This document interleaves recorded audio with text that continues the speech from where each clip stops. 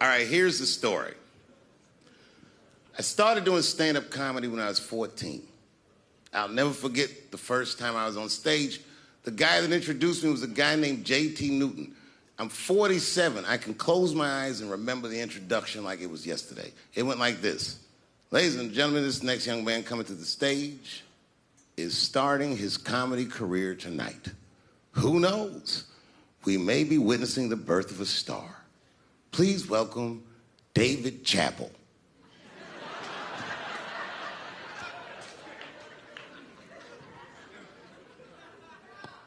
From the first time that I ever held a microphone, I was sure this was it. I knew I was home. I knew I had found my thing. And my God, man, I was a child. I got good. Matter of fact, I was good from the moment I started. And I'm not saying this to be a braggart. I'm telling you the truth. These old niggas was in awe of me. How was this little boy so poised? They used to say. I was. I mean, you know, I got better, but it started out good. About a year into it, when I was 15 years old, I had written a joke during the AIDS epidemic about having a Goodyear condom. Something, I don't even remember the joke. Something about an industrial strength condom by Goodyear. I just remember all the comedians really liked that joke. And there was an older comedian. And he came to me one night after the show, after he saw the joke, and he said, listen, I got an audition at another comedy club, and I was wondering, do you mind if I do that joke? I just want to borrow it. Now, I'm a kid. I don't know any better. I'm like, borrow it? Well, I guess, sure, if it'll help your career. I let him do the joke. And then weeks later, I was waiting to go on in a comedy club, and he went on before me, and he did the joke. And after the show, I pulled him aside, and I said, hey, man, I don't mind you borrowing my jokes, but you got to give them back. He said, oh, I forgot to ask you. He goes, let me buy that joke from you for $50. And I said, man, I'd do it, but I'm just starting out. I need all the material I can get. The idea being that the more material I can accumulate, the faster I'll be able to make money for my work. I said, I can't do it. I want my joke back. I'll never forget this. Remember, I was a 15-year-old child. This guy was a grown-ass man. He stood up over me so I could see how big he was. And he said to me, really? I can just take it. And he did. I got scared because I was a child. But I never forgot that. I never forgot that. I was 15 years old. I'm 47 now. I think about this guy all the time. When I look at my own kids and I see how young and innocent they are, I can't believe someone did that to me. And I don't think about it every day because that was the worst thing that happened to me. I think about it every day because that was the first time that someone ever did that to me. But in my career, it has happened many, many times since, where someone would intimidate me or scare me and take something that I believe was mine. I'll tell you another story. Now I'm 18 years old.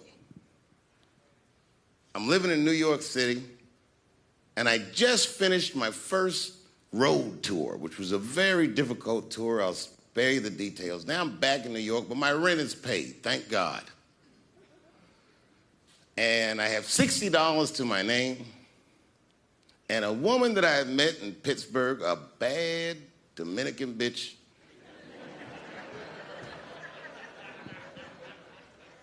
was coming to New York. She was going to spend the weekend with me. I couldn't wait for her to get there. She was coming that evening. But remember, I only had $60 for a whole weekend to entertain a bad bitch. Now I'm walking through Greenwich Village, and I see something I've never seen before. 3-card Monte. You know what that is? Yeah, the guy had the whole thing. The table was set up, and he had the 3 cards, and the crowd was hooting and hollering, and he was like, find the red card, find the red card, and people were playing. Sometimes they win, sometimes they lose, but it was really exciting, and I'm standing there watching it, and I noticed while I'm watching them play this game that the red card, the one you're trying to find, had just a little bend on the corner. And I'm watching it, and I'm like, yo, this guy doesn't seem to know that red card is bent. I'm gonna beat this motherfucker. And I walked up to the table, and I said, let me play a hand. And I put my last $60 on that table, and he starts to shuffle and find the red card, find the red card. And I kept watching that bent card go around the table, make sure I kept my eyes on that bent card. And when he stopped shuffling, and he said, find the red card, I pointed to it with confidence. Here it is right here.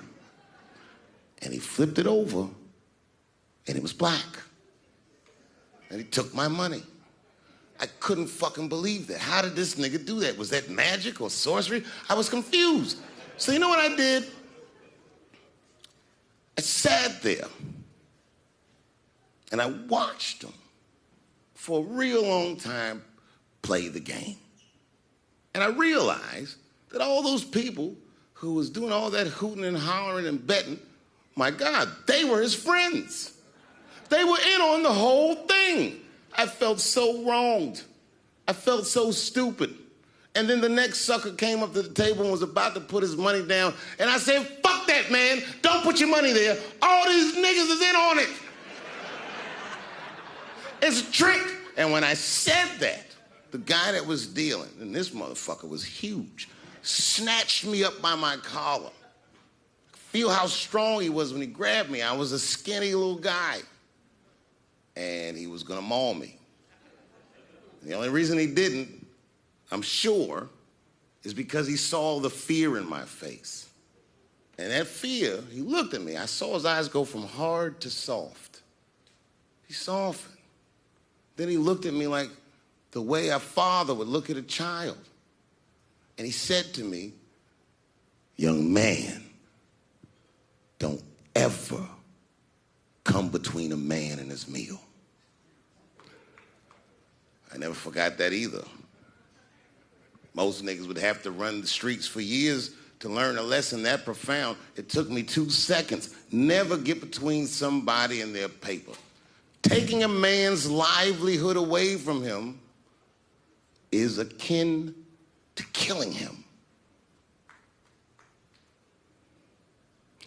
Do you know why Prince, the famous rock star that was a friend of mine, do you know why he called himself the artist when he came back? He calls himself the artist because that's what they call us in our contracts. Oh, these contracts are crazy.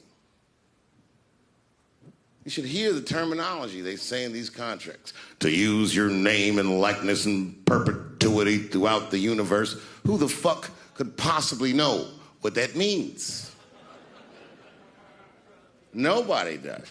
It's so complicated, in fact, that when you're a kid like me, you have to hire somebody to tell you what that means. And you sit down at a table and you do the contract game. And that's how I got with Comedy Central. I signed the contract. But I signed the contract the way that a 28-year-old expectant father that was broke signs a contract. I was desperate. I needed a way out. And it wasn't good money and it wasn't good circumstances. But what else am I going to do, I said. And all these white people sitting at that table told me, trust us, Dave, it's a good contract. And I looked around the table and they all seemed to agree it was a good contract. But what if it was like that game of 3-Card Monte? What if they were all friends and I didn't know it? And the bag of money was Iceberg's money in the first place. What was I talking about? What was I trying to tell you? Last week, 2 weeks ago, whenever it was, I called Lauren Michaels And I tell them, okay, I'll do it. I'll do Saturday Night Live on election night. And the day I made that phone call, the day I committed to it, it gets announced that Netflix is streaming Chappelle's show. Not just Netflix. HBO Max is streaming it too. Let me tell you another story about HBO. No, hear me out. Did you know, before Chappelle's show was at Comedy Central, I pitched that show to HBO. I told them what I wanted to do. Now, these are executives. All they have to do is say, yeah, we'll take it, or no, thank you, we won't. But they didn't say either of those things. They went too far. They said, literally, what do we need you for? That's what they told me, as they kicked me out of the office. What do we need you for? And here we are, all these years later, and they're streaming the very show that I was pitching to them. So I'm asking them, what do you need me for?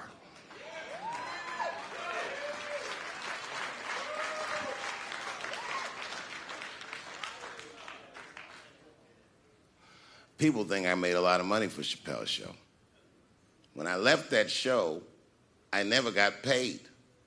They didn't have to pay me because I signed the contract. But is that right? I found out that these people were streaming my work, and they never had to ask me, or they never had to tell me. Perfectly legal because I signed the contract. But is that right? I didn't think so either. That's why I like working for Netflix. I like working for Netflix because when all those bad things happened to me, that company didn't even exist.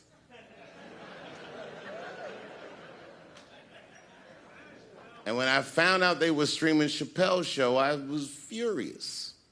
How could they not know? So you know what I did? I called them and I told them that this makes me feel bad. And do you want to know what they did? They agreed that they would take it off their platform just so I could feel better. That's why I fuck with Netflix, because they paid me my money, they do what they say they're gonna do, and they went above and beyond what you could expect from a businessman. They did something just because they thought that I might think that they were wrong. And I do. I think if you are fucking streaming that show, you're fencing stolen goods.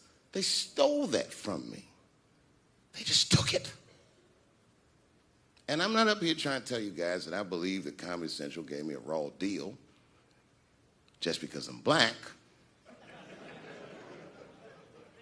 I believe that they gave me a raw deal because this fucking industry is a monster. It's the same monster that these Me Too bitches was trying to tell you about. But they hate the monster for how it fucks. And I hate that monster for how it eats. But my God, man, it's the same monster. When I quit the show, all my friends would say, well, fuck them, Dave. Why don't you just do Chappelle's show at another network? Yeah. And why doesn't a slave run from one plantation to another plantation because the master over there might be nicer? My God, man, I was trapped. You know what? Tell you the truth. I've even thought about coming back and doing another Chappelle show.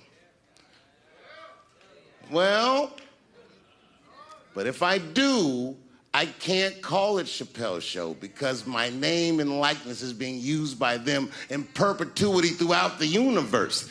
It's in the contract.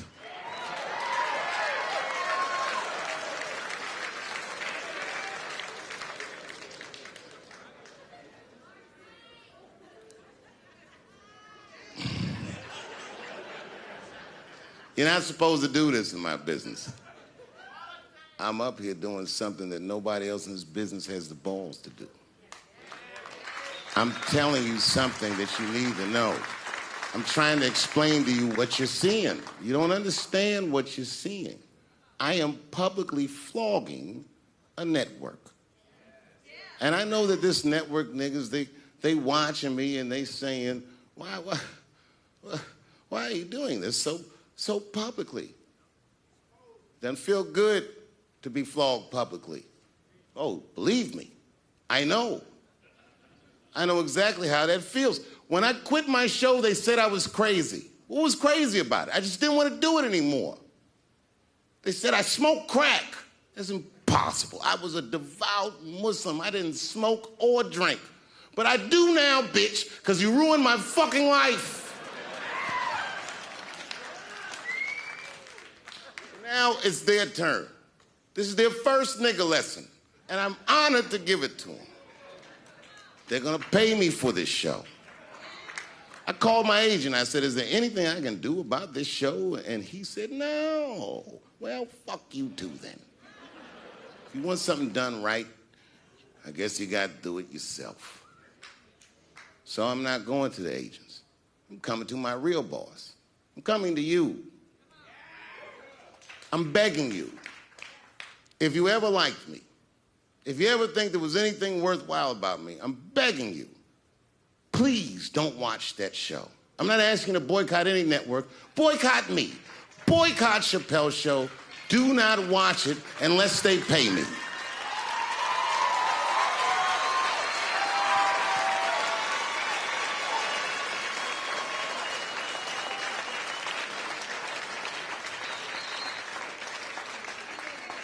If you're a shareholder at Viacom, then I'm talking to you.